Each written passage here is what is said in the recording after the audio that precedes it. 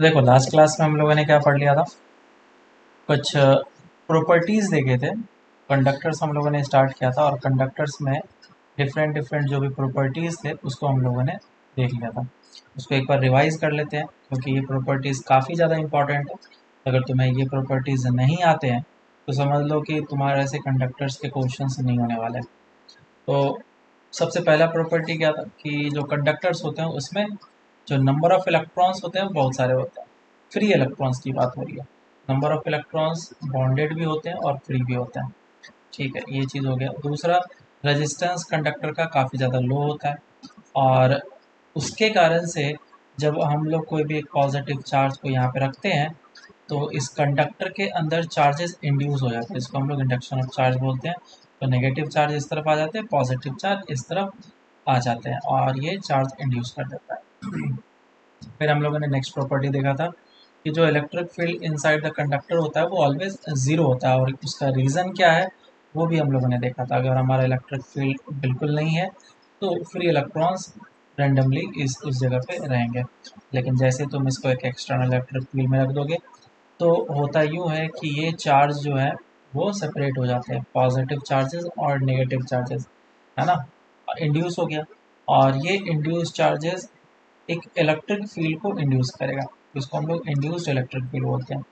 कोई भी एक जनरल इलेक्ट्रॉन होगा तो उसके ऊपर दो फोर्सेस लगेंगे, एक एक्सटर्नल के कारण से और एक जो इंड्यूस हुआ, और तब तक इस पे फोर्स लगते रहेगा जब तक ये इंड्यूस्ड के कारण से फोर्स और एक्सटर्नल के कारण से फोर्स इक्वल ना हो जाए और उस समय उसका जो पोटेंशियल डिफरेंस है वो हमें पता चल जाएगा। उसके बाद फिर हाँ, ये बता दिया था कि इलेक्ट्रिक फील्ड ज़ीरो है और इलेक्ट्रिक फील्ड ज़ीरो हुआ तो हम लोग इलेक्ट्रिक फील्ड के अंदर का कोई भी लाइंस नहीं बनाते हैं, कंडक्टर के इनसाइड कोई भी इलेक्ट्रिक फील्ड लाइंस को ड्रॉ नहीं करते। नेक्स्ट हम लोगों ने प्रॉपर्टी देखा था कि जो कंडक्टर के सरफेस होते हैं वो इक्विपोटेंशियल सरफेस होता है, बराबर। इक्विपोटेंशियल सरफेस का मतलब क्या हो गया कि जो हमारे इलेक्ट्रिक फील्ड होंगे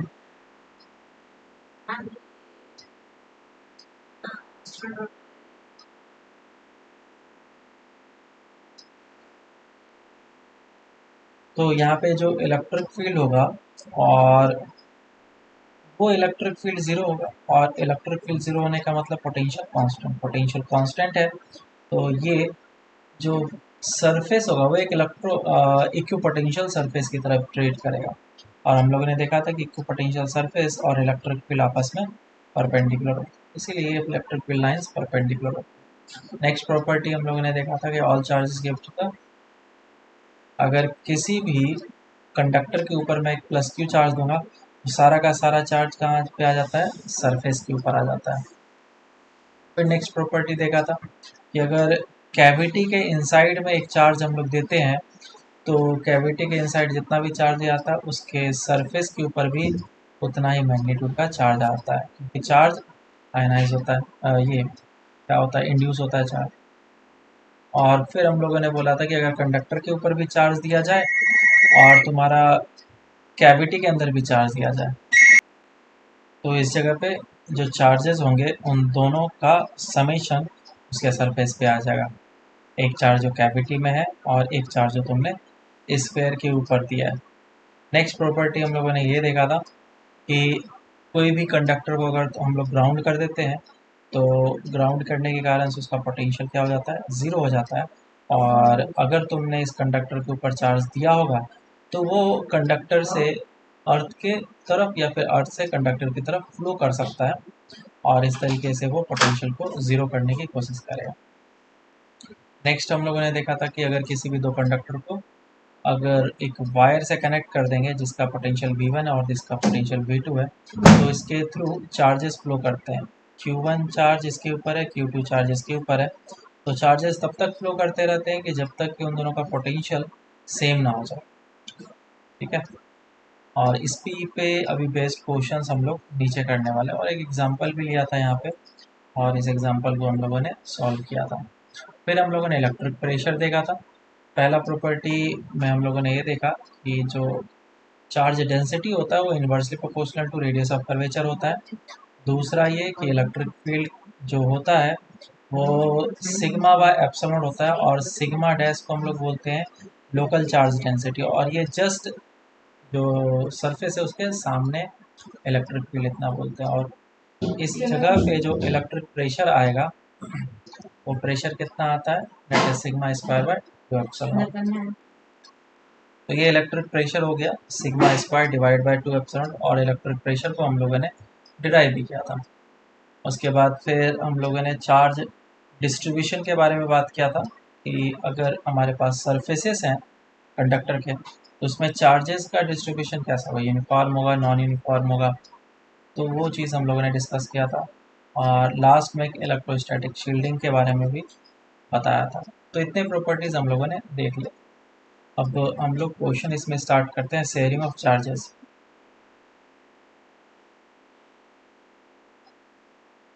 तो इसको अच्छे तरीके से देखना, शेयरिंग ऑफ चार्जेस को, भी कैपेसिटर में भी ये चीज़ उठ करके आएगा। तो कॉन्सेप्ट जो रहेंगे लगभग सेम ही रहेंगे, शेयरिंग ऑफ चार्जेस। तो जैसा कि मैंने अभी बताया, एक एग्जांपल लिया था, तुम लोग अभी एक एग्जांपल करो। लेट्स से कि इसके पास 2Q चार्ज है और इसके पास 4Q चार्ज है, इसका रेडियस है 2R और इसका रेडियस है R। तो इन दोनों को क्या कर दिया, बहुत दूर है ये दोनों, और इन दोनों को एक वायर से कनेक्ट कर दिया गया। तो बोला गया ए से बी कितना चार्ज फ्लो करेगा वो निकालना है। Find the total charge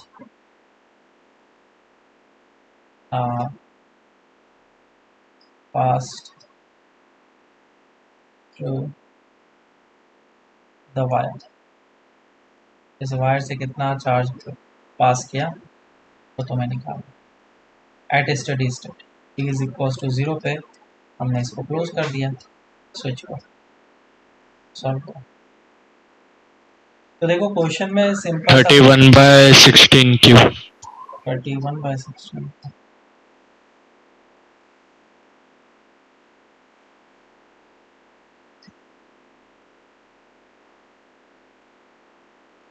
31/16 Q.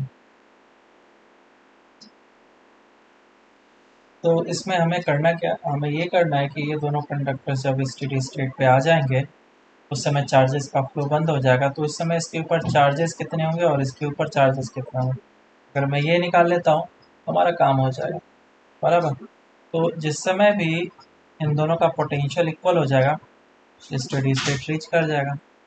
तो मैं बोल सकता हूँ Q1 plus of Q2 will be equals to 4Q plus of कितना था, 4Q plus 2Q, charge conservation, बिल्कुल। और Q1 को कितना लिख सकता हूँ, Q1 is equals to K, sorry V1, Q1 is equals to K Q1 by R1 thing, और था वार और इसका R, ये 2R दिया मैंने। और V2 कितना लिखूंगा, K Q2 बाय R। तो Q1 और Q2 का वैल्यू आ जाएगा, this will be V, this is also V। कितना आया ये, Q1 का value V into 2R divided by K plus V into R divided by K is equals to 6Q। और इन दोनों को ऐड कर दो,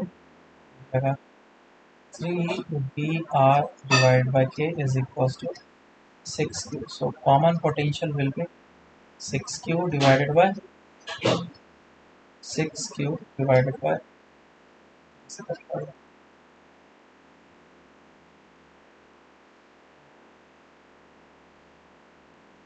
PQ divided by, ये कॉमन पोटेंशियल है। तो Q1 का वैल्यू कितना हो जाएगा, Q1 का वैल्यू आ जाएगा तुम्हारा K Q1 divide by 2R।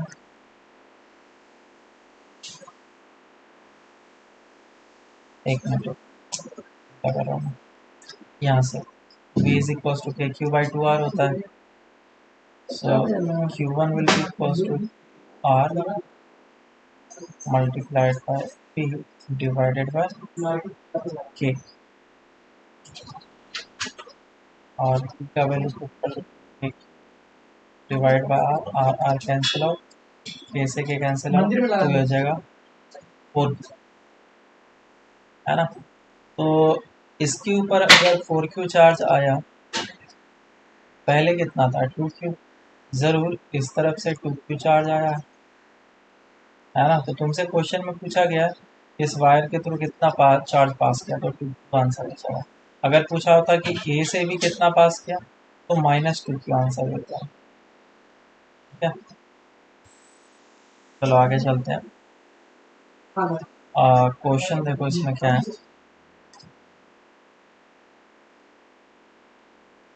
कि एक शीट है और इस शीट के ऊपर मैंने +Q चार्ज दे दिया. तो इस साइड और इस साइड कितना चार्जेस आएंगे वो तुम्हें निकालना है. Find Q1 and Q2. ये कंडक्टर है.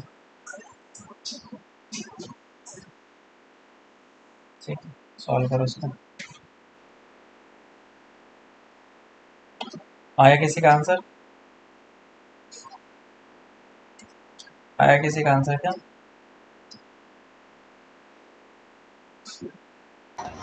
सर इक्वल होगा. हाँ बिल्कुल इक्वल होगा. हमें उसे प्रूफ करना है कि कैसे इक्वल होगा. आइसोलेटेड है ना, तो इक्वल ही होगा. प्रूफ करने के लिए आइसोलेटेड इज नॉट इनफ. देखो सॉल्व करते हैं इसको. इसके ऊपर तुमने चार्ज कितना दिया, कैपिटल Q. तो इसके ऊपर जो चार्ज आएगा, मान लो कि x आया, तो इसके ऊपर कितना चार्ज आ जाएगा, Q माइनस ऑफ x. ये बात तो है. और लेट से ये सारे पॉजिटिव चार्ज हैं. नेगेटिव भी मान सकते हैं हम लोग, कोई बड़ा चीज़ नहीं है, लेकिन एज्यूम कर रहे हैं कि पॉजिटिव है सारे. ऐसा. और इसका थिकनेस वो काफ़ी कम है, इसको नेगलेक्ट करना है. और एक मेटेलिक शीट के काइंड ऑफ का है. तो अगर ये हमारे पास एक कंडक्टर है, तो कंडक्टर के इनसाइड इलेक्ट्रिक फील्ड कितना होता है, 0. बिल्कुल सही. और ये एक इनफाइनाइट शीट के कारण से अगर इलेक्ट्रिक फील्ड का फॉर्मूला देखेंगे तो क्या होता है. ये लेट से एक इनफाइनाइट शीट है. इस इनफाइनाइट शीट के कारण से इस जगह पे इलेक्ट्रिक फील्ड इस डायरेक्शन होगा, कितना होता है σ/2 और इस तरफ कितना होगा, इस तरफ इस डायरेक्शन में होगा, and that will be also σ/2. तुम बोलोगे सर देखो कंडक्टर, मैंने यहाँ पे सरफेस ही एक लिया है, एक सरफेस लिया है, तो ये होता है हमारा इलेक्ट्रिक. ओके, अब यहाँ पे बात करते हैं कंडक्टर के इनसाइड में इलेक्ट्रिक फील्ड क्या होना चाहिए, 0. मैंने बोला net electric field at point P should be equal to 0. Electric field जो आ रहा है वो दो चीज़ों के कारण से आ रहा है, पहले वाले सरफेस और दूसरे वाले सरफेस के कारण से. तो पहले वाले सरफेस के कारण से इलेक्ट्रिक फील्ड क्या होगा, इधर होगा, और दूसरे वाले सरफेस के कारण से इधर होगा. और क्या दोनों का मैग्नीट्यूड इक्वल होना चाहिए, बिल्कुल है. E1 का वैल्यू कितना हो जाएगा, σ/2 सिग्मा कितना होगा, x डिवाइडेड बाई a.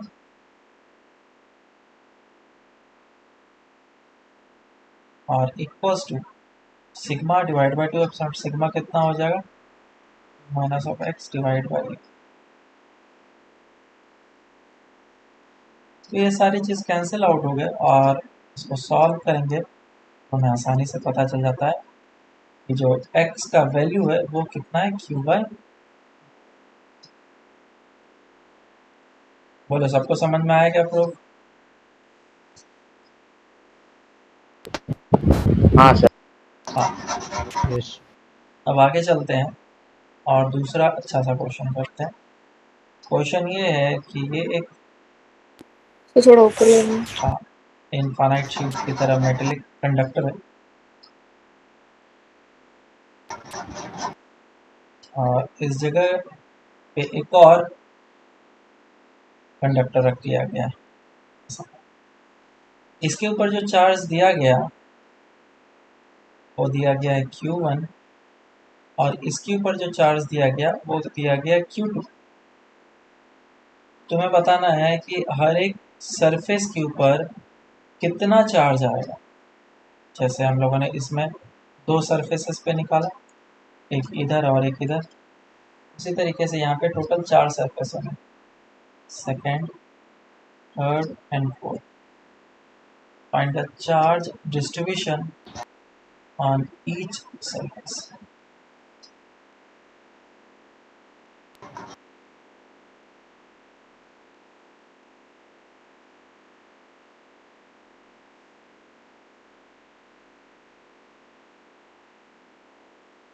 समझ में आया क्या क्वेश्चन? समझ में आया सबको? सर ऊपर वाले क्वेश्चन में बाकी के दो सरफेस में मतलब चार्ज जीरो होगा। ऊपर वाले क्वेश्चन में दो ही सरफेस हैं, तो दोनों सरफेस के ऊपर चार्जेस कितने हाँ आ रहे सर हैं? समझे। Q/2। इस वाले क्वेश्चन में तुम्हें हर एक सरफेस पे चार्ज निकालना है। देखो इस क्वेश्चन को सॉल्व करते हैं हम लोग। इसमें कुछ नया कॉन्सेप्ट सीखने के लिए मिलेगा, तो इसे काफ़ी अच्छे तरीके से याद रखना है। एडवांस लेवल के जब हम लोग प्रॉब्लम्स करेंगे, क्वेश्चन करेंगे, तो उसमें इन सारे प्रोसेस की ज़रूरत पड़ेगी।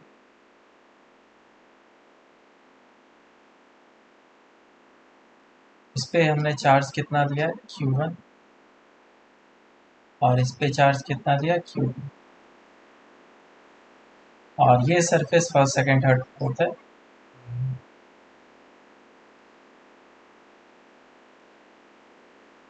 चार्ज होगा कुछ, मान लेता हूँ इस पे Q1 है, इस पे Q2 है, Q3 है और इस पे Q4 है। चार्जेस है।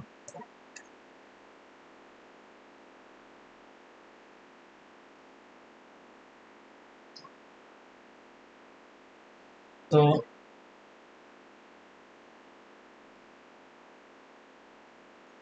अब हमें क्या करना है, इनके प्रॉपर्टीज़ को यूज़ करना है।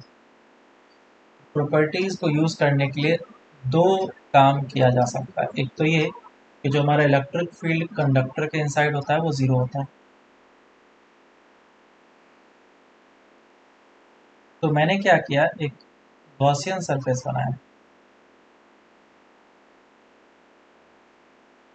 जैसा।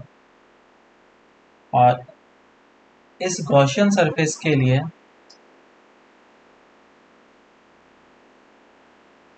मैंने गॉस लॉ अप्लाई किया। गॉस लॉ क्या होता है? Cyclic integral of E dot D S is equals to Q in by epsilon. तो जितने भी एरिया है, फेसेस हैं, उन सभी का फ्लक्स मुझे टोटल देखना है, is equals to Q in by epsilon. बिल्कुल सही। तो तुम अगर इसको ध्यान से देखो तो ये क्या चीज़ है, क्या शेप है इसका बताओ? कौन सा शेप है? रेक्टेंगल। सारे स्टूडेंट यही गलती क्यूबॉइड। करते हैं कि ये रेक्टेंगल है, ना तो ये स्क्वायर है ना ये रेक्टेंगल। हमेशा मुझे एरिया लेना होता है, क्यूब। तो ये क्यूब या फिर क्यूबाइड बन सकता है।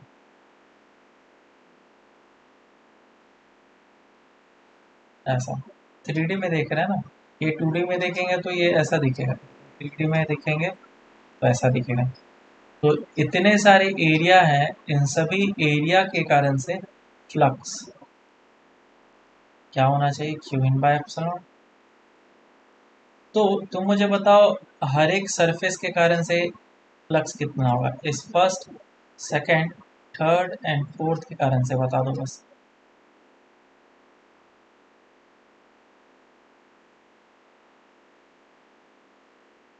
एक फ्रंट होगा 5 और एक बैक होगा 6। फर्स्ट के कारण से फ्लक्स कितना होगा? Zero. Zero. Electric field lines जो भी होंगे इधर होंगे और एरिया वेक्टर इधर। सेकंड के कारण से फ्लक्स कितना होगा?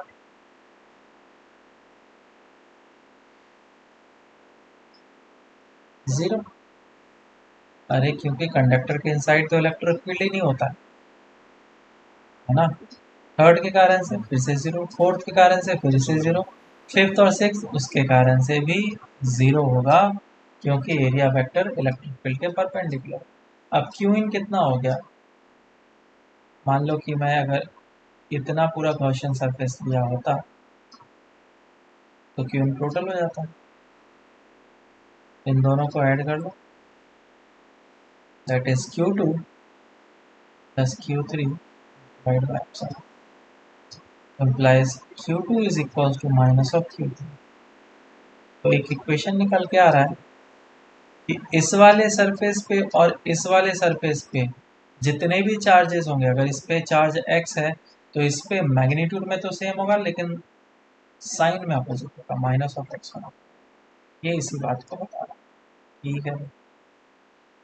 अब Q1 एंड Q4 निकालना है, तो उसके लिए मैंने क्या किया, इस पॉइंट P को लिया और बोला कि इलेक्ट्रिक फील्ड पॉइंट P पे क्या होना चाहिए, जीरो होना चाहिए। बिल्कुल। तो कितने सारे सरफेसेस हैं, टोटल 4 सरफेसेस हैं, तो उन चारों सरफेसेस का नेट इलेक्ट्रिक फील्ड क्या होना चाहिए, जीरो। चलो Q1 जो है वो मान लो कि पॉजिटिव, पॉजिटिव और ये भी पॉजिटिव, तो ऑफकोर्स ये नेगेटिव हो जाएगा और इसको तुम पॉजिटिव मान सकते हो, कोई फर्क नहीं पड़ता। बोलो सर नहीं नेगेटिव मान सकते, नेगेटिव मान लो, कोई दिक्कत नहीं है। क्या होता है कि जब पॉजिटिव मानते हैं तो इलेक्ट्रिक फील्ड का डायरेक्शन उल्टा हो जाता है, और नेगेटिव मानते हैं तो वो उल्टा कर देता है डायरेक्शन। तो इसीलिए पॉजिटिव नेगेटिव माने हमें प्रॉब्लम नहीं होगा, आंसर हमारा सेम आएगा। तो इलेक्ट्रिक फील्ड पी पॉइंट पे चारों सरफेस के कारण से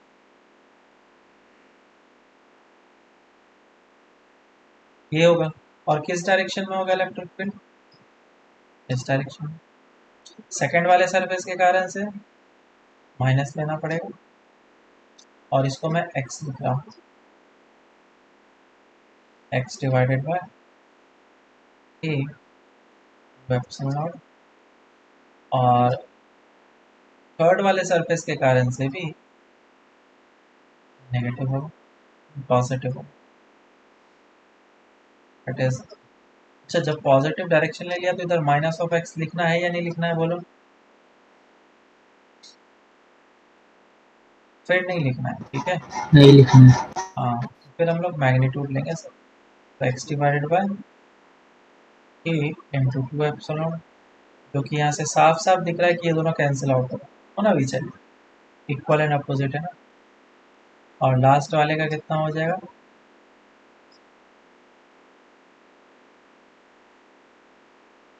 बोलो प्लस होगा या माइनस होगा, ये बताओ तुम।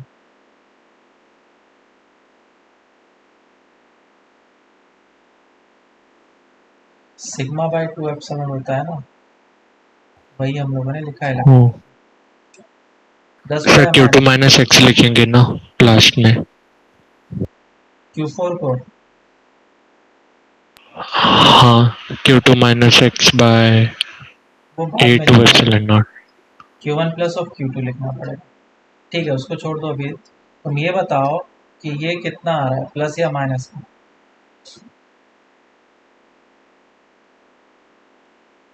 बोलो। तुमने क्या माना है, नेगेटिव चार्ज माना, प्लस। बराबर।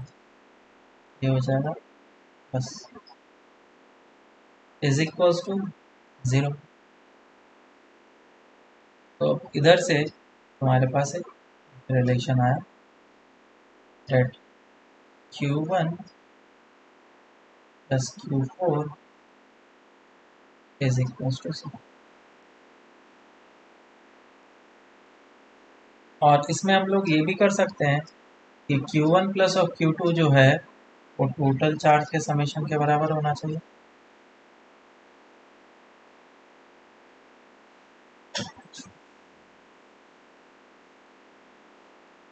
और इन दोनों का मैग्नीट्यूड क्या है, सेम है।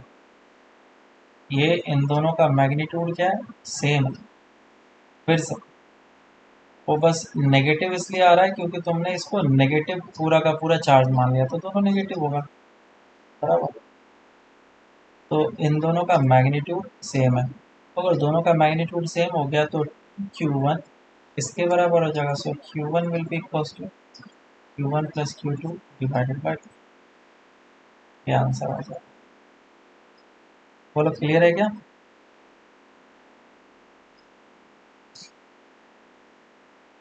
समझ में आया सबको?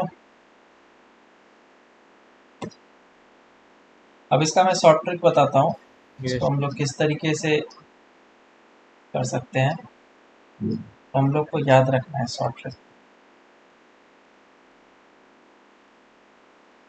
ये एक सरफेस लिया और ये एक सरफेस लिया, इस पे चार्ज लिया Q1 और इस पे चार्ज लिया Q2। और जब हम लोगों ने इसके ऊपर चार्जेस Q1 और Q2 लिए हैं, तो इस वाले सरफेस पे कितना चार्ज आएगा? हमेशा क्या करना है, इन दोनों चार्जेस को सम करना और उसका एवरेज लेना। Q1 plus Q2 divide by 2, तो ये इस जगह पे चार्ज आएगा Q1 plus Q2 divide by, और इस पे भी उतना ही चार्ज आएगा Q1 plus Q2 divide by 2।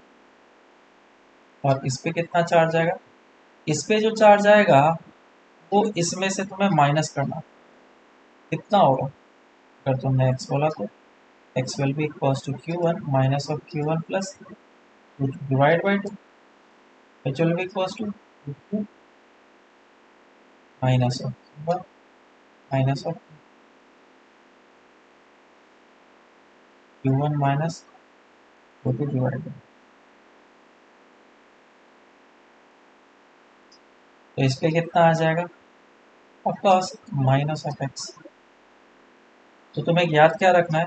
बस आउटर सरफेस का। अगर एक बार आउटर सरफेस पे तुम्हें पता चल गया तो तुम अब आराम से इनर सरफेस को भी बता सकते हो, ठीक है? तो इसी पे एक क्वेश्चन करते हैं, देखते हैं कितना समझ में आया।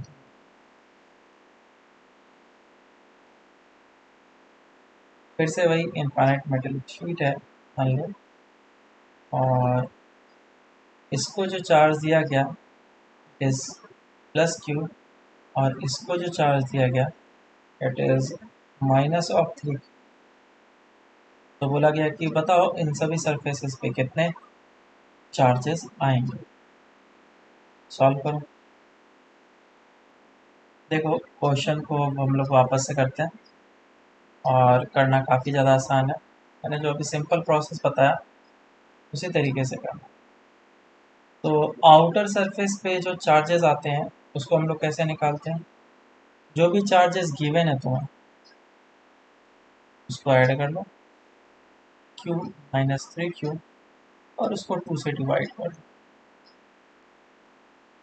माइनस Q, तो इस वाले सरफेस पे माइनस Q आने वाला है और इस वाले सरफेस पे माइनस Q आने वाला है, लेकिन टोटल चार्ज प्लस Q ही होना चाहिए। तो इस वाले सरफेस पे कितना आना चाहिए ताकि इसके ऊपर प्लस Q ही रहे? ऑफ कोर्स प्लस 2Q होना चाहिए, क्योंकि इन दोनों को सम करके देखो प्लस Q आएगा। आ रहा है क्या? बिल्कुल आ रहा है। और इस सरफेस के ऊपर equal and opposite minus 2Q होना चाहिए। और तुम वापस से इन दोनों को सम करके वेरीफाई करके देखो क्या माइनस 3Q आ रहा है? आ रहा है ना? किसी को कोई डाउट है तो पूछ सकते हो। हाँ हाँ सर समझा। नेक्स्ट क्वेश्चन करो।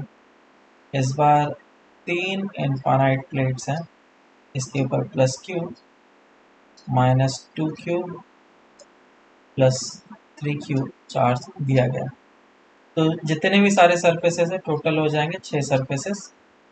उन 6 सरफेसेस पे चार्जेस निकालें।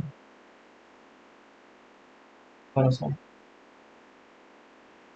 तो देखो इसको सॉल्व करते हैं हम लोग। क्वेश्चन काफ़ी ज़्यादा आसान है। मैंने एक सिंपल सा तरीका क्या बताया था शॉर्ट ट्रिक में कि इन सभी को क्या कर लेना, ऐड कर लेना, और ऐड करके 2 से डिवाइड कर लेना। Q minus 2Q plus of 3Q कितना हो जाएगा? ये 3 1 4, 4 में से 2 हो गया, 2 हो जाएगा। 2q divide by 2 that will be equals to plus q। तो आउटर सरफेस पे प्लस q चार्ज आने वाला है और बाकी चार्ज को आप धीरे धीरे एडजस्ट करते जाओ। तो इस पर कितना होगा 0, इस पर कितना हो जाएगा 0। अगर इस पे 0 आया टोटल -2q, तो इस पे -2q आना पड़ेगा, इस पे +2q आना पड़ेगा। इन दोनों का समेशन एक बार चेक करके वेरीफाई कर। तो एक सिंपल सा आंसर हमारा निकल करके आ गया। क्लियर है क्या? चलो अब आगे चलते हैं। नेक्स्ट क्वेश्चन इलेक्ट्रिक फील्ड निकाल लेते हैं कि मान लो इस जगह पे 2 और 3 सेम ऊपर वाला क्वेश्चन होगा। प्लस क्यू है, इस सर पे थोड़ा ऊपर लेना -2q और इस पे +3q चार्ज है। तो इन सभी पॉइंट्स पे इलेक्ट्रिक फील्ड निकालो कितना होगा, ए पे, बी पे एंड सी पे। Find electric field at A, at B and at C. Solve करो इसको। देखो इसको सॉल्व करते हैं। इस क्वेश्चन को भी करना काफ़ी ज़्यादा आसान है और इसके बारे में थोड़ा सा मैंने पहले ही बता डन दिया। सर। हाँ बोलो क्या आ रहा है। सर ए पे 0, हम्म, बी पे 2 cube by A epsilon not okay और सी पे Q by A epsilon not. Okay, solve करो। सर मेरा भी सेम। हाँ तीनों सेम है। तीनों सेम आ रहा है। ओके, तो देखो सबसे पहले ए पे हम लोग देखते हैं। तो जैसा कि अभी हम लोगों ने देख लिया कि इसके ऊपर चार्ज कितना आ रहा है। इसके ऊपर आ रहा था +q, इसके ऊपर आ रहा था 0, इसके ऊपर कितना आ रहा था -2q, सॉरी 0, और इस पे -2q और इस पे +2q और इस पे +q। तो इवन हर एक सरफेस का सिग्मा तुम्हें पता है, sigma 1, sigma 2, sigma 3, sigma 4, sigma 5, sigma 6। और इस जगह पे इलेक्ट्रिक फील्ड इसके कारण से देख लो, वो पॉजिटिव चार्ज है, इस डायरेक्शन में होगा, sigma 1 divide by 2 epsilon not. फिर इसके कारण से देख लो यहाँ पे, फिर इसके कारण से, ऐसे से ढेर सारे निकालना होंगे। लेकिन अभी मैं शॉर्ट ट्रिक बता रहा हूँ। इस तरीके से तो हम लोग कर ही सकते हैं, जैसे कि ए वाले पॉइंट पे करना था।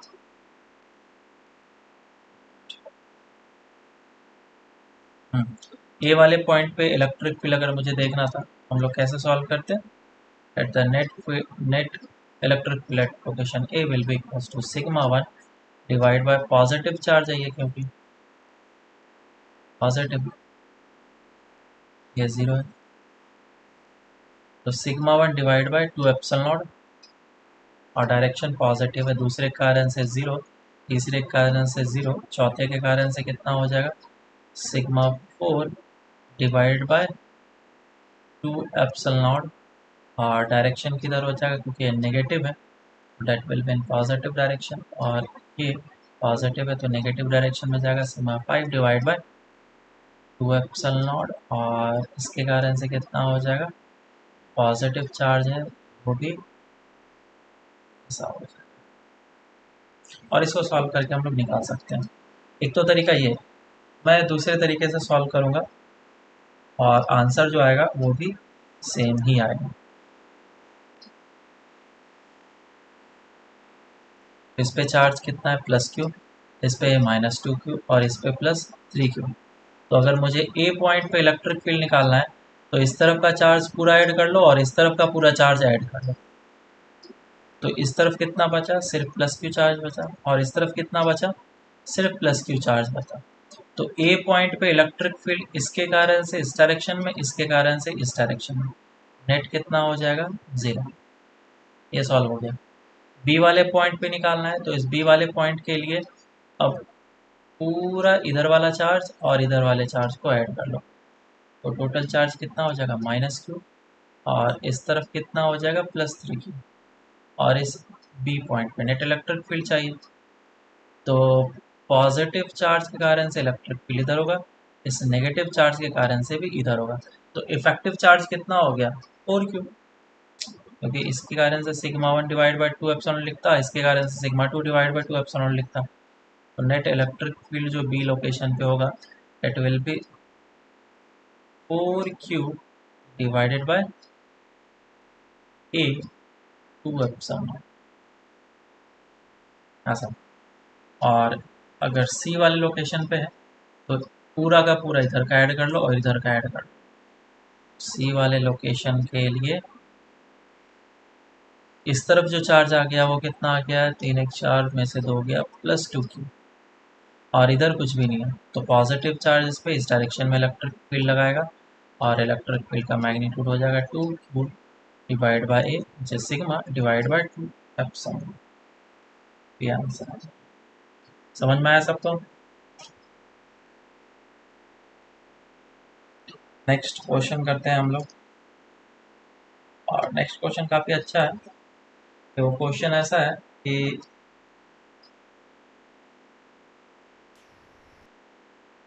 ये एक सॉलिड स्फीयर है, कंडक्टिंग सॉलिड स्फीयर।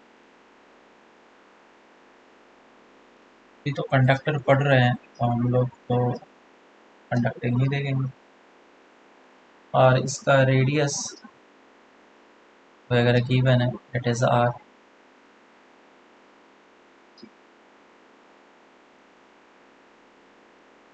और इस पॉइंट ए पे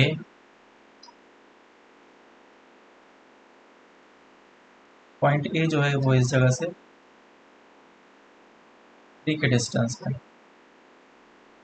और आउटसाइड एक +q चार्ज रखा गया है, और ये कितने डिस्टेंस पे, डिस्टेंस पे। तो क्वेश्चन पूछा गया find the potential at point A. Sir जरा ऊपर लिखो।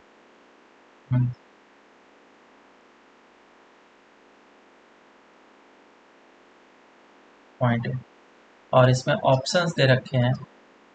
ए दे रखा है k q divide by 4, B दे रखा है k q divide by 3, C दे रखा है k q डिवाइड बाय 5, एंड डी दे रखा है 0।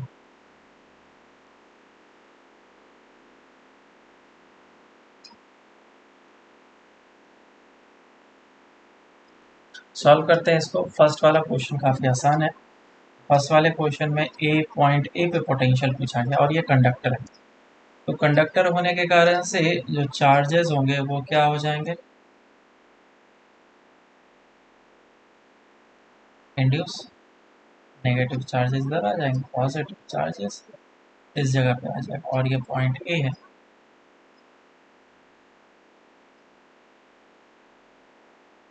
तो मुझे ए पॉइंट पे जो पोटेंशियल लिखना पड़ेगा वो दो के कारण से लिखना होगा। एक तो ये जो चार्ज है उसके कारण से, और दूसरा जो चार्ज इंड्यूस हुआ है उसके कारण से। इस तरीके से लिखना होगा।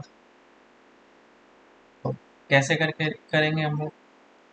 एक चीज़ हम लोगों ने देखा था कि इनसाइड में इलेक्ट्रिक फील्ड कितना होता है, 0, और अगर इनसाइड में इलेक्ट्रिक फील्ड 0 तो पोटेंशियल होगा कांस्टेंट। तो अगर मैं सेंटर पे पोटेंशियल देखूं या फिर ए पॉइंट पे पोटेंशियल देखूं, तो दोनों जगह पे पोटेंशियल क्या होना चाहिए, इक्वल होना चाहिए, सेम होना चाहिए, वो तो चेंज हो नहीं सकता है। तो इसीलिए हम सिर्फ ए पॉइंट पे पोटेंशियल निकालें, सी पॉइंट पे पोटेंशियल निकालें। और सी पॉइंट पे पोटेंशियल निकालना हमारे लिए आसान है, जो कि फिर से इसके कारण से समेशन और इंड्यूस्ड के कारण से समेशन होगा। इंड्यूस्ड के कारण से 0 हो जाएगा, जो पॉजिटिव चार्जेस और negative charges ultimately sum up होकर के 0 कर देगा। और +q चार्ज के कारण से कितना हो जाएगा, k q divided by r, जिसको ये आंसर आ जाएगा, विच इज इट। इसी में नेक्स्ट क्वेश्चन पूछा गया था कि अगर इलेक्ट्रिक फील्ड पूछा जाए, फाइंड द इलेक्ट्रिक फील्ड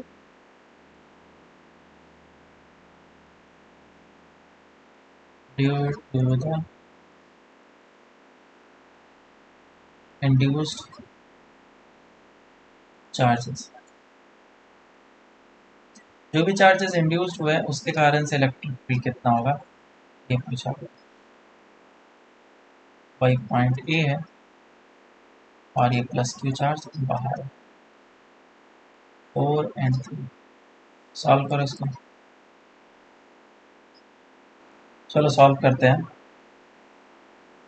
तो पॉइंट ए पे जो हमें net Yes, sir. Electric KQ by 60. Field मिलेगी वो कितनी मिलेगी? 0 मिलेगी। लेकिन क्योंकि यहाँ पे नेगेटिव चार्जेस हैं और पॉजिटिव चार्जेस हैं, तो उसके कारण से हम लोग क्या बोल सकते हैं, at the electric field due to plus Q charge and electric field due to induce charge should be equal to 0, है ना? ऐसा बोल सकते हैं हम लोग। और फिर क्या बोल दिया जाता है, ऐसा, जो कि गलत है। जो कि गलत है। स्टूडेंट आंसर क्या दे देते हैं कि अच्छा प्लस क्यू चार्ज के कारण से दे दो बस। प्लस क्यू चार्ज के कारण से यहाँ पे इलेक्ट्रिक फील्ड का स्ट्रेंथ कितना होगा? डेट विल बी के क्यू बाय ये डिस्टेंस की जगह 5 का होल स्क्वायर, है ना? तो ये गलत है, ऐसा हम लोग नहीं कर सकते हैं। क्यों? क्योंकि नेट इलेक्ट्रिक फील्ड जो होना चाहिए, अच्छा सॉरी, मैंने यहाँ पे ये जो चीज़ बोला है, समझना बात को, यहाँ पे गलत इसलिए बोला है कि ये वेक्टर फॉर्म में होना चाहिए। वेक्टर फॉर्म में नहीं करेंगे तो ये हमारा गलत आंसर आएगा। ये अब सही है, ठीक है क्या? ये अब सही है। तो अब इसके लिए हम लोग क्या करेंगे, डायरेक्शन को भी इंक्लूड करेंगे। और डायरेक्शन को कैसे इंक्लूड करें? देखो, ये जो पॉजिटिव चार्ज है, इस पॉजिटिव चार्ज के कारण से इस लोकेशन पे जो इलेक्ट्रिक फील्ड होगा वो इस डायरेक्शन में होगा। तो ज़रूर होना हो इंड्यूस चार्ज के कारण से इलेक्ट्रिक फील्ड इस डायरेक्शन में होना पड़ेगा, तभी तो नेट इलेक्ट्रिक फील्ड 0 होगा, नहीं तो 0 ही नहीं होगा। मेरी बात समझ में आई क्या? तो मैग्नीट्यूड में दोनों क्या होना चाहिए? सेम। मैग्नीट्यूड में दोनों को सेम होना चाहिए, लेकिन डायरेक्शन वाइज अपोजिट होना चाहिए। तो वेक्टर फॉर्म में हमें ऐसे लिखना होगा, और उसके बाद फिर हम लोग इंड्यूस्ड मैग्नेटिक फील्ड का मैग्नीट्यूड और इंड्यूस्ड के अलावा प्लस क्यू चार्ज के कारण से इलेक्ट्रिक फील्ड का मैग्नीट्यूड क्या हो जाएगा? इक्वल हो जाएगा। इंड्यूस्ड फील्ड के कारण से मैग्नीट्यूड कितना आ जाएगा? इलेक्ट्रिक फील्ड का मैग्नीट्यूड के क्यू डिवाइडेड बाय 5 का स्क्वायर।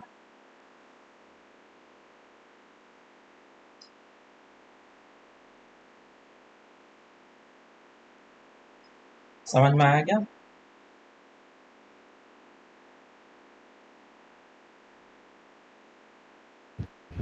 Yes sir. हाँ, काफ़ी बढ़िया हाँ क्वेश्चन सर। है।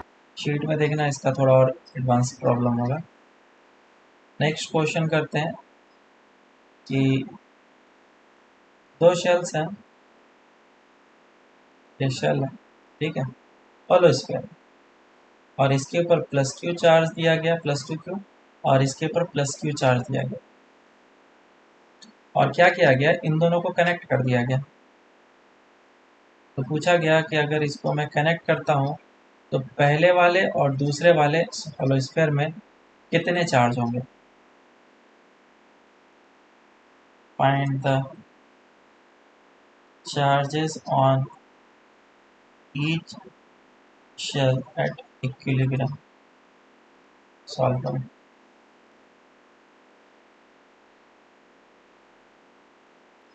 देखो सॉल्व करते हैं, काफ़ी इंटरेस्टिंग रिजल्ट आएगा इससे, और फिर हम लोग इसको समझेंगे अच्छे तरीके से। तो किसी भी दो अगर चीज़ों को कांटेक्ट में लाया जाता है या फिर उसको वायर से कनेक्ट कर दिया जाता है, तो चार्जेस तब तक फ्लो करते रहते हैं जब तक कि उन दोनों का पोटेंशियल सेम ना हो जाए। तो इस कॉन्सेप्ट से हमें समझ में आया कि हाँ, ये जो सरफेस 1 है और ये जो सरफेस 2 है, इन दोनों का क्या हो जाएगा? पोटेंशियल सेम, और फिर चार्ज फ्लो करना बंद होगा। मान लेते हैं इस पे चार्ज Q1 आ गया और इस पे चार्ज Q2 आ गया, तो सरफेस 1 पे पोटेंशियल कितना होगा? बोलो, पोटेंशियल एट सरफेस 1 कितना होगा? एक तो खुद के कारण से और एक बाहर वाले के कारण से। खुद के कारण से कितना होगा, के क्यू वन बाय आर, और बाहर वाले के कारण से कितना होगा, के क्यू टू बाय वन। और बाहर वाले सरफेस पे खुद के कारण से K Q two by two R, और एक अंदर वाले के कारण से, ऐसा। तो ये हमारे पास पोटेंशियल निकल गया। क्या इन दोनों को इक्वल कर लेंगे तो आंसर आ जाएगा? बिल्कुल। और दूसरा चीज़ ये कि Q1 प्लस और Q2 जो है वो किसके बराबर होना चाहिए, 3Q के बराबर आना चाहिए। जब इसको हम लोग सॉल्व करते हैं तो सॉल्व करने के बाद हमें जो वैल्यू निकल के आता है वो Q1 का वैल्यू होता है 0 और Q2 का वैल्यू निकल के आता है 3। समझ में आया क्या? Q1 का वैल्यू कितना है, 0, और Q2 का वैल्यू कितना है, 3Q। मतलब कि सारे के सारे चार्जेस, हमने जितने भी चार्जेस इसके ऊपर डाले थे, प्लस क्यू था जो भी था, प्लस 2Q था, वो जैसे ही कनेक्ट हुआ सारा का सारा चार्ज इसके ऊपर फ्लो करके बाहर आ जाएगा। क्यों आया? क्योंकि यहाँ पे जो चार्जेस हैं उसमें रिपल्सिव फोर्सेस ज़्यादा है, या फिर यूँ बोल लो कि रेडियस कम होने के कारण से इसका पोटेंशियल एनर्जी जो है वो ज़्यादा है। तो जब वो बाहर वाले सरफेस पे आ जाएंगे तो अपने एनर्जी को मिनिमाइज कर लेंगे। तो इसीलिए सारे चार्जेस ज़्यादा बड़ा रेडियस पे आ जाएगा ताकि उसका सिस्टम का पोटेंशियल एनर्जी कम हो जाए। समझ में आया क्या? तो हमेशा याद रखना, इनर वाले सरफेस पे कभी भी चार्ज नहीं होता है, जैसे कनेक्ट करेंगे सारे के सारे सरफेस पे चार्ज आ जाएगा। अब इसमें पूछा गया कि find the heat generated in this process.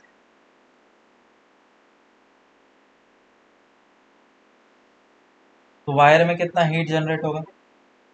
देखो वायर में हीट जनरेट कितना होगा उसको निकालने के लिए हम लोग क्या कर सकते हैं, ये देखेंगे कि सिस्टम का पोटेंशियल एनर्जी कितने से घटा। इनिशियली क्या था, इनिशियली इसके ऊपर चार्जेस था। फाइनली क्या हो गया, फाइनली इसके ऊपर कुछ भी चार्जेस नहीं है, अंदर के ऊपर कोई चार्ज नहीं है, और सारा का सारा चार्ज बाहर वाले पे 3Q plus 2Q and plus 2Q and plus Q। तो इसका पोटेंशियल एनर्जी होगा सिस्टम का, और इसका पोटेंशियल एनर्जी होगा। क्योंकि ये सिस्टम का पोटेंशियल एनर्जी कम है तो एनर्जी क्या हुआ है, रिलीज हुआ है। तो हीट कितना आएगा, heat will be equals to U final minus of U initial करेंगे तो नेगेटिव में आएगा, इसीलिए मैं U initial minus of final करूँगा। बोलो यू इनिशियल का वैल्यू कितना होगा, कोई बता सकता है? यू फाइनल तो आसान है, कोई बोलो यू इनिशियल का पोटेंशियल एनर्जी कितना होगा। और ये जबकि मैंने निकलवाया है, क्लास में हम लोगों ने किए हुए हैं क्वेश्चन। इसका रेडियस है r, इसका रेडियस है 2r। देखो पोटेंशियल एनर्जी जो होता है एक तो सेल्फ वाला होता है और एक इंटरेक्शन के कारण से होता है। तो इसका सेल्फ एनर्जी कितना होगा, के Q square by 2r follow है, के Q square by 2r plus दूसरे का सेल्फ एनर्जी के Q square divided by 2r, और दोनों का इंट्रैक्शन के कारण से, इसके कारण से अंदर पोटेंशियल कितना होगा, इंट्रैक्शन के कारण से तो ये लिखेंगे। तो अंदर पोटेंशियल हो जाएगा के क्यू डिवाइडेड बाई 2r, और चार्ज अंदर प्रेजेंट कितना है, ये इनिशियल। फाइनल कितना हो जाएगा, फाइनल ना तो किसी के साथ इंटरेक्ट कर रहा है, ये सिर्फ सेल्फ एनर्जी का, सेल्फ एनर्जी हो जाएगा होल स्क्वायर का के Q square by.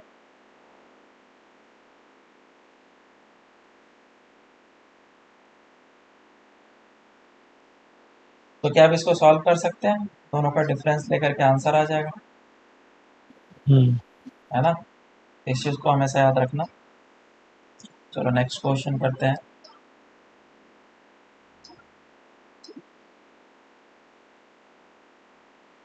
Next question है ऐसा कि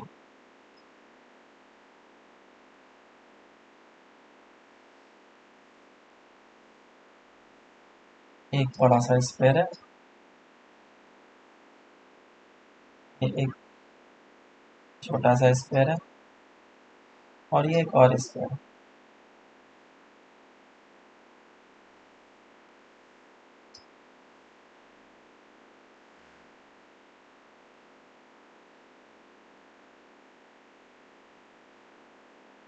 यस है, और रेडियस सभी का है R, 2R एंड 3R।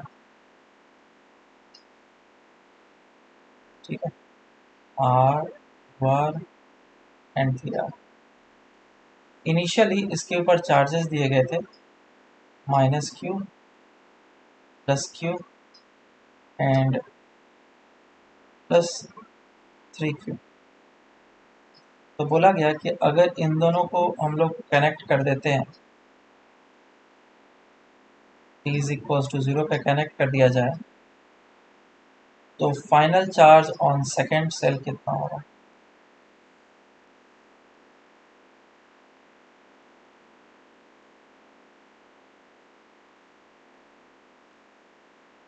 और इस टाइप के क्वेश्चंस काफ़ी ज़्यादा आसान होते हैं, मेरी मानो तो काफ़ी ज़्यादा आसान होते हैं, बिल्कुल ही बेकार क्वेश्चन होते हैं। बस देख करके लगता है बहुत भयानक क्वेश्चन पूछ के, अरे यार आप करें कैसे, इसमें क्या करना है। कुछ भी नहीं करना है, कभी भी दो वायर से कनेक्ट किया गया है तो उन दोनों का पोटेंशियल इक्वल करना है। तो क्या सारे के सारे चार्जेस उठ करके उसके ऊपर चले जाएंगे क्या? इस बार नहीं जाएंगे। ये मैंने कब बताया, जब सिर्फ दो ही शेल हो, दो शेल होगा, इनर वाले से हमेशा आउटर पे सारा का सारा चार्ज चला जाए। लेकिन यहाँ पे एक और सेल दे रखा है, तो हमें काम ये करना है कि जो भी चार्जेस इसके ऊपर होंगे, लेट से x चार्ज है, तो इसके ऊपर कितना चार्ज होगा, 4q माइनस ऑफ x। ये काम कर लिया हमने पहले। और इन दोनों का पोटेंशियल जो है वो क्या होना चाहिए, इक्वल होना चाहिए। First, second and third, second and third का पोटेंशियल क्या होना चाहिए, इक्वल। बस इतना सा काम करना है। पहला काम क्या किया, चार्ज कंजर्वेशन। दूसरा काम, ये पोटेंशियल को इक्वल। क्या पोटेंशियल निकाल सकते हैं क्या? इस पे चार्ज तो मेरा डिफाइंड है -q, ये कहीं नहीं जाने वाला है। ठीक है, और इसका तुमने चार्ज लिख दिया, इसका चार्ज तुमने लिख दिया। अब बताओ सेकंड पे पोटेंशियल कितना होगा, एक खुद के कारण से और दो बाहर, एक बाहर वाले कारण से और एक अंदर वाले कारण से। तो फर्स्ट वाले के सर कारण से 4q माइनस एक्स कैसे है? टोटल चार्ज ना, चार्ज कंजर्वेशन, इन दोनों को कनेक्ट किया है ना। ओके सर वो माइनस के जो चार्ज है फर्स्ट शेल में वो बाहर क्यों नहीं जाएगा? क्योंकि उसको किसी के साथ कनेक्ट ही नहीं किया हुआ, तो आइसोलेटेड है। हाँ हाँ समझे। ठीक है, तो सेकंड वाले पे फर्स्ट वाले के कारण से पोटेंशियल कितना होगा, के माइनस क्यू है, माइनस डाल दो, के क्यू बाय 2r। और सेकंड वाले के कारण से खुद के ऊपर, के क्यू डिवाइडेड बाय r। और बाहर वाले मतलब थर्ड वाले के कारण से सेकंड के ऊपर हो जाएगा K 4q minus of x divided by 3r is equals to. अब थर्ड वाले पे इन दोनों के कारण से देखना होगा, तो थर्ड वाले के कारण से खुद का खुद के ऊपर कितना होगा, के 4q minus of x divide by 3r, खुद का खुद के ऊपर। दूसरा सेकंड वाले के कारण से कितना हो जाएगा, के x डिवाइडेड बाय 3r, और माइनस वाले मतलब फर्स्ट वाले के कारण से माइनस ऑफ के क्यू डिवाइडेड बाय 3r। तो ये दोनों कैंसिल आउट हो जाएगा। और अगर तुम इस इक्वेशन को अच्छे तरीके से देखोगे तो only x is unknown, only x is unknown, और एक्स को हम लोग आराम से सॉल्व कर सकते हैं। समझ में आया सबको?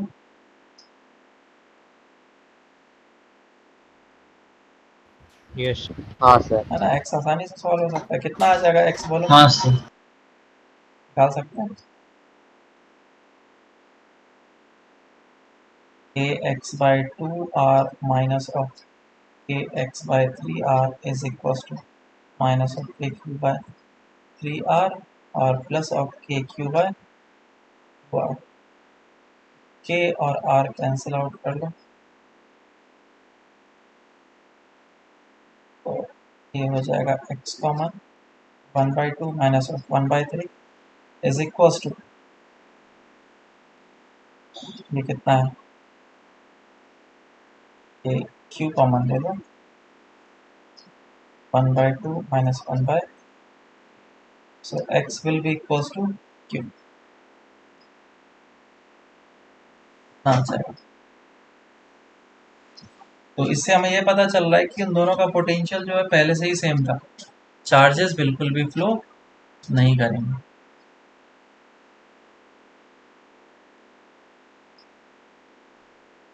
ठीक है ना?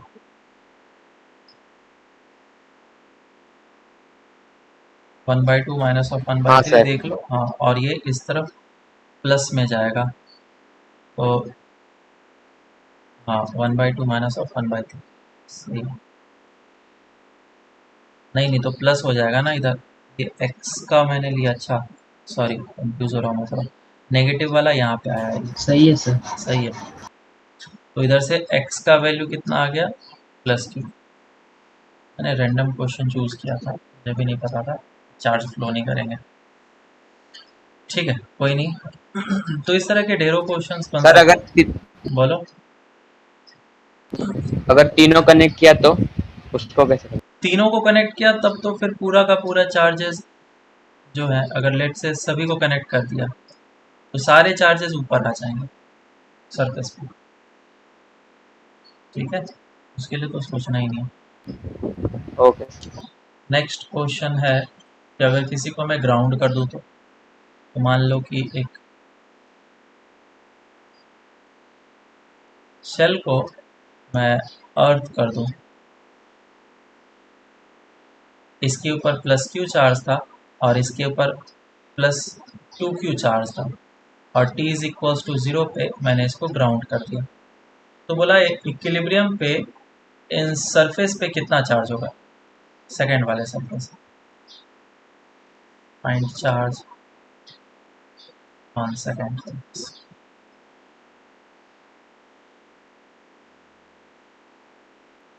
देखो इस वाले के लिए क्या करेंगे हम लोग, जैसे कि हम लोग को पता है कि अगर किसी भी कंडक्टर को अर्थ करते हैं तो अर्थ करने के कारण से उसका पोटेंशियल क्या हो जाता है, 0, है ना। तो इसके ऊपर चार्ज हुआ कितना हमें पता नहीं है। जब भी किसी भी कंडक्टर को अर्थ करेंगे तो हम लोग खुद से चार्ज एज्यूम कर लेंगे कि लेट से द चार्ज इज x, और इसके ऊपर तो +q चार्ज है ही, और क्योंकि तुमने इसको अर्थ किया है इसका पोटेंशियल भी क्या हो जाना चाहिए, 0। तो this will give you a equation, क्योंकि potential of second surface is 0, तो पोटेंशियल एक खुद के कारण से होगा, इसका रेडियस वगैरह r n two r assume कर लो, के एक्स डिवाइडेड बाय 2r खुद के कारण से, और इसके कारण से पोटेंशियल यहाँ पे पॉइंट चार्ज की तरफ ये करेगा कि q divide by 2r is equals to 0। तो x का वैल्यू कितना आ जाएगा, x will be equals to minus of q। तो अगर इसका चार्ज -q रहेगा तभी जाकर के इसका पोटेंशियल 0 हो सकता है। तो क्वेश्चन में कभी कभी ये भी पूछा जाता है कि इस वायर के थ्रू कितना चार्ज फ्लो किया, बताओ कितना चार्ज फ्लो किया। 3q। 3q नीचे की डायरेक्शन में, अगर +3q नीचे की डायरेक्शन में बोला है तो क्या ऊपर के डायरेक्शन में इलेक्ट्रॉन्स फ्लो किए हैं, -3q, क्योंकि हमेशा फ्लो ऑफ इलेक्ट्रॉन होता है, पॉजिटिव चार्जेस कुछ होते नहीं। तो नंबर ऑफ इलेक्ट्रॉन्स कितने फ्लो किए हम लोग कैसे निकालेंगे? आया ना? इस तरीके से हम लोग नंबर ऑफ इलेक्ट्रॉन्स जो फ्लो किए हैं वो निकाल सकते हैं। इसे में और भी कॉम्प्लिकेटेड क्वेश्चन पूछा जा सकता है कि और भयानक जो सेल हैं ढेर सारे कुछ ऐसा है और एक अंदर भी है। इसके ऊपर जो चार्ज था प्लस क्यू था, इस पे माइनस क्यू था और इस पे प्लस क्यू था। इन दोनों को कनेक्ट कर दिया गया और इसको अर्थ कर दिया गया ऐसा। तो बोला गया अब बताओ कि सभी के ऊपर क्या चार्जेस होंगे। क्वेश्चन समझ में आया? हाँ। और इस तरफ के क्वेश्चंस जो है काफी सर ज्यादा आसान तीनों होते कनेक्ट किया है, हैं। ना सिर्फ दो। फर्स्ट वन थर्ड को एंड कनेक्ट किया, थर्ड आर सेकंड को। Connected and second is grounded. Okay. Then find the final charges at equilibrium on each cell. Radius वही R2 R3 R assume कर लो।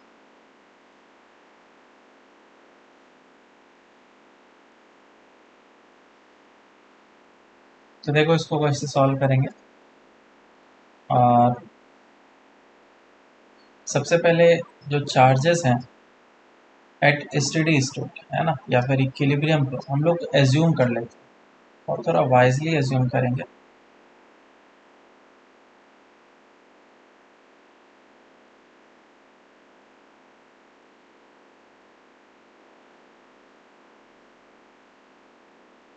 तीन है यहाँ पे। तो पहले वाले पे मैं एज्यूम कर रहा हूँ कि लेट से द चार्ज इज एक्स, क्योंकि इन दोनों को कनेक्ट किया गया है तो इन दोनों का पोटेंशियल क्या होगा, सेम, फर्स्ट एंड थर्ड का। एक इक्वेशन यहाँ से निकलना चाहिए कि v1 equal two equal to v3। तो थर्ड का चार्ज कितना हो जाएगा, q माइनस ऑफ एक्स। और क्योंकि ग्राउंड किया है मैंने सेकंड को, तो सेकंड के ऊपर चार्ज होगा या ना होगा मैं तो कुछ कर नहीं हो सकता, तो मैं इसको चार्ज को y एज्यूम कर लेता हूँ। और इसमें कोई चार्ज कंजर्वेशन नहीं होता है y के लिए क्योंकि ग्राउंड किया गया ना। लेकिन हाँ ये बात ज़रूर है कि सेकंड का पोटेंशियल जीरो होना चाहिए। This is first equation, this is second equation. बस इसी दोनों इक्वेशन को सॉल्व करना है। इक्वेशन थोड़ा लेंथी ज़रूर बनेगा लेकिन सॉल्व करेंगे तो आंसर हमारा आराम से आएगा। तो पहले v2 is equals to zero कर, पहले v1 इक्वल्स टू v2 कर लेते हैं। तो v1 कितना होगा खुद के कारण से k x divided bye r plus ky divided by 2r plus k into 2q minus of x divided by 3r। और थर्ड वाले पे कितना हो जाएगा, थर्ड वाले पे पोटेंशियल होगा k minus of x divided by 3r plus of k y divided by 3r plus of k x divided by 3r। ये दोनों कैंसिल आउट हो जाएगा और मेरे पास इक्वेशन बन करके आ जाएगा बस के एक्स प्लस ऑफ के भी कैंसिल आउट ही कर, X plus of Y by two is equals to Y by three plus of X by three. ये हमारा फर्स्ट इक्वेशन। और दूसरा इक्वेशन इस जगह से आने वाला है, v is equals to V two is equals to zero किया तो v2 is equals to zero अगर करते हैं तो पोटेंशियल तो पहले वन के कारण से देख लेते हैं, के x divided by 2r plus खुद के कारण से के वाई डिवाइड बाई 2r और बाहर वाले के कारण से अंदर, plus of K minus of X divided by P R equals to 0। अब इस जगह से एक इक्वेशन आएगा,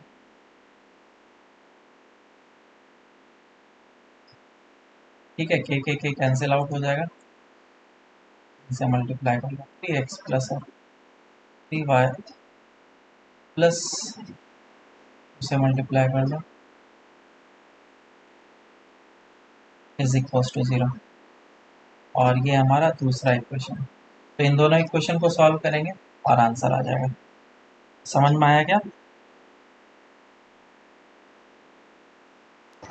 हाँ सर। है ना, ये चीज़ इजी है, मैंने बस सिंपल सा ये बताया कि इस चीज़ को सीखो, इस चीज़ को करना सीखो। ये चीज़ आ गया, बाकी तो मैथ्स है, बाकी इक्वेशन बना करके क्वेश्चंस वगैरह खुद से हम लोग कर सकते हैं। तो ये हम लोग का कंडक्टर सर कंप्लीट जो हो गया। बोलो। V2 इज इक्वल टू 0 है, उसमें kx/2r वो किसके हिसाब से लिया, मतलब किसके कारण से?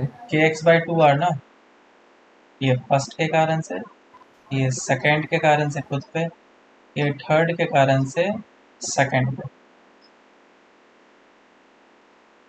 ठीक है। पॉइंट चार्ज अगर x चार्ज का है तो 2r डिस्टेंस पे पोटेंशियल कितना होता है, kq/r, और r कितना है, 2r। समझ में आया क्या?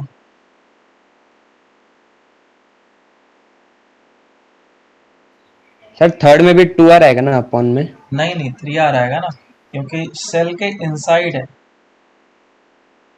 यहाँ पे पोटेंशियल बोलो या फिर इस जगह पे पोटेंशियल बोलो, क्या सेम होगा? बी ए और बी सी, बिल्कुल है। तो दोनों में 3r ही होता है, चाहे सरफेस पे बोलो तो भी 3r आता है डिवाइड बाय